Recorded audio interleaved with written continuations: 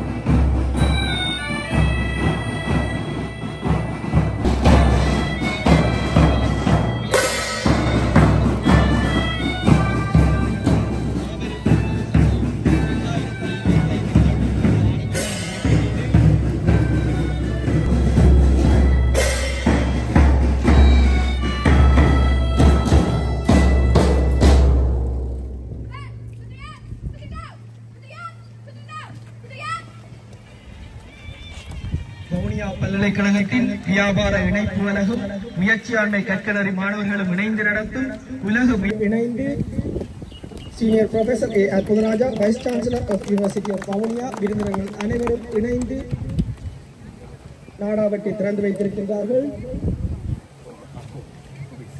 தொடர்ந்து தையல் உற்பத்திகள் அடங்கிய அல்லிரான நிலையத்தினை பார்வையிட்டு இரண்டாம் நாள் நிகழ்வுகள் ஆரம்பமாக இருக்கின்றன.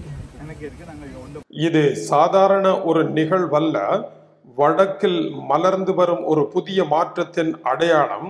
தமது அரசு இந்த முயற்சிக்கு தம்மால் இயன்ற உதவிகள் அனைத்தையும் வழங்கி ஏற்றுமதி தொழிலுக்கு இருக்கும் அனைத்து பின்னடைவுகளையும் சீர் செய்ய முயலும் என்று கடல் தொழில் அமைச்சர் திரு ராமலிங்கம் சந்திரசேகரன் மற்றும் உதவி அமைச்சர் ஹேமச்சந்திரா ஆகியோர் ஆற்றிய உரைகள் கவனத்தை தொட்டன. இந்திய துணை தூதுவர் திரு சாய் முரளி அவர்களும் மற்றும் இணை தூதுவர் அவர்களும் இந்திய அரசு வழங்குகின்ற ஆதரவுகளையும் உதவிகளையும் பட்டியலிட்டு இணையத்தில் அவற்றிற்கான தகவல்கள் வந்து கொண்டிருப்பதை அடையாளமிட்டு அதற்கான விண்ணப்ப படிவங்களை இந்திய அரசுக்கு அனுப்பி வையுங்கள் என்றும் ஆவண செய்யப்படும் என்றும் நம்பிக்கை ஊட்டினார்கள். இது இப்படியான வாய்ப்புகளும் உதவிகளும் இருப்பதை அறியாத ஒரு சூழ்நிலையை விடுவிப்பு செய்தது. பெரும்பான்மை அரசியல் தலைவராக இருந்தாலும் உதவி அமைச்சர் ஹேமச்சந்திரா அவர்களின் சரளமான தமிழ் உரையும் தமிழ் மக்களினுடைய மனங்களில் உள்ள பிரச்சனைகளையும் அறிந்து நடைமுறை சிக்கல்களை அனுரகுமார திசாநாயக்கா அரசு எப்படி தீர்க்கும் என்பதையும் அவர் சுட்டிக்காட்டுகின்றார். தேவையற்ற அரசியல் மற்றும் அதிகார குறுக்கீடுகள் செய்யாது தமது அரசு மக்களை இயல்பாக வாழ வழி செய்து விலகி நின்று சுதந்திரத்தின் பயனை அனுபவித்து முன்னேற வழி செய்வதாக கடல் தொழில் அமைச்சர் ராமலிங்கம் சந்திரசேகரன் அவர்கள் கூறினார்கள். ஆஸ்திரேலியாவில் இருந்து புலம்பெயர் தமிழரான சுரேஷ் அவர்கள் இந்த நிகழ்ச்சி ஏற்பாட்டிற்கு காத்திரமான உதவிகளை புரிந்திருந்தார். அவரோடு பிரிட்டன், ஜெர்மனி, டென்மார்க் பிரதிநிதிகளும் இதில் பங்கேற்றிருந்தனர். அங்கு பேசிய மாணவர்கள் உலகளாவிய தொழில் மேம்பாடு செய்ய வந்தோர் சந்தித்துக் கொண்டிருக்கும் சவால்களை எடுத்துரைத்தார்கள். அடுத்த கட்டத்தை தொட தமது முயற்சிகள் என்ன விடயங்களை சந்திக்க வேண்டியிருக்கின்றது என்பதையும் சபையில் விவரித்தார்கள். இங்கு பல பல்கலைக்கழகங்களினுடைய 5 மாதங்கள் உடைகளை தைப்பதிலே கலைகள் நிறைந்த படைப்பை தந்து கொண்டிருக்கின்றார்கள். மட்டக்களப்பில் கோட்டை கல்லாரில் இருந்து சாய் கார்மெண்ட் சஹிலா அவர்களை இப்பொழுது நாங்கள் சந்தித்திருக்கின்றோம். வவுனியாவில் இருந்து வந்திருக்கின்றார்கள் ஜெகநாதன் சிவாஜினி அவர்கள். நீங்கள் எவ்வளவு காலமாக இதில் ஈடுபட்டு வருகிறீர்கள்? 7 வருடங்களாக பட்டிக் தொழிலில் ஈடுபட்டு இருக்கின்றார். இன்றைக்கு இலங்கையினுடைய பட்டிக் என்றால் உலக நாடுகளினால் விரும்பி பார்க்கப்படுகின்றது. அதை இவர்கள் ஆரம்பித்திருக்கின்றார்கள். இந்த தொழில் வெற்றி பெற வேண்டும் என்று மாற்றுத்திறனாளியாக இருந்தும் இவ்வளவு சாதனை அவர் படைத்துக் கொண்டு இருப்பதை பார்த்து நாங்கள் பெருமை அடைகின்றோம். அவருடைய தொழிலுக்கு உலக மக்கள் ஆதரவு கொடுக்க வேண்டும் என்றும் இந்த நேரம் கேட்டுக்கொள்கின்றோம். வவுனியாவில் இருந்து வந்திருக்கும் இவர் தையல் தொழிலில் ஒரு சரித்திரம் படைக்கலாம் என்று நினைக்கின்றார். ஏதாவது சொல்ல விரும்புகின்றீர்களா? பட்டாணைச்சூர் வவுனியா கிளிநொச்சியிலிருந்து 90ஆம் ஆண்டு இடம்பெயர்ந்து வந்து இப்போ வட்டாணைச்சூர் பல இன்னல்களுக்கு மத்திய பட்டாணைச்சூர் டெய்லர் வீட்டிலேயே வச்சிருக்கிறேன். இப்போ என் 2 பிள்ளைகளுக்கும் எனக்கு தையல் தொழிலால் நான் இன்றைக்கு பிள்ளைகள் ஸ்காலர்ஷிப் பாஸ் பண்ணி பெண் தலைமைத்துவ கட்டத்துக்கு போயிட்டேன். இன்றைக்கு எனக்கு விடாமுயற்சியால் எனக்கு தையல் ஒரு உயிர் நாடி. எனக்கு சொல்ல போனால் எங்களோட பரம்பரை தொழிலும் தையல் தான். எனக்கு இப்போ 2022 எனக்கு ஒரு தையல் மெஷின் 1,40,000 மெஷின் எனக்கு கிஃப்டாக கிடைச்சது. 32 பெண் தொழில் முயற்சியாளர் போட்டியில் நான் வின்னர். எனக்கு அந்த கிஃப்டாக கிடைச்சது எனக்கு சரியாக சந்தோஷம். அதனால் என் பிள்ளைகளும் அதை பழகி கொண்டு இருக்கிறாங்க. இந்த யூனிக் தான் எனக்கு மகள் வர போகிறாங்க, படித்து கொண்டு இருக்கிறாங்க. சந்தோஷம். தேங்க்யூ. பல போட்டியாளர்களிடையே தையல் கலையில் வெற்றி பெற்று தையல் மெஷினை பரிசாக பெற்று இடப்பெயர்விற்கு பின்னர் புதிய வாழ்க்கை ஒன்றை ஆரம்பிக்க புறப்பட்டு குடும்பத்தினுடைய தையல் கலையில் ஈடுபட்டு தையல் தொழிலில் முன்னேறி இருக்கின்ற